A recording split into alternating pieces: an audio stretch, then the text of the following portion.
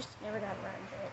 But this is my uncle's parents' yard machines, 746 SRL. And it's a 7-speed shift on the go, as you can see right there. So it's nothing like my grandma's Husky. I mean, yeah, it's got the same kind of shifter. Forward and reverse.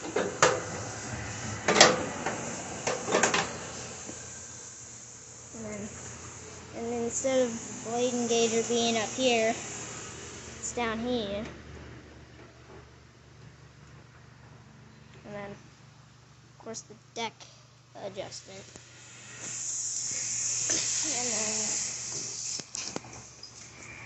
And then this is a 20 horsepower Ridgeon Stratton intake, probably a V-twin. So it's got a little bit of a slower motor than what was in my grandma's Husky. And the reason I said ow was I hit my knee on this, which is the speed selector. As you can see, it's a 7-speed. But yeah, it's got 7 speeds, of course.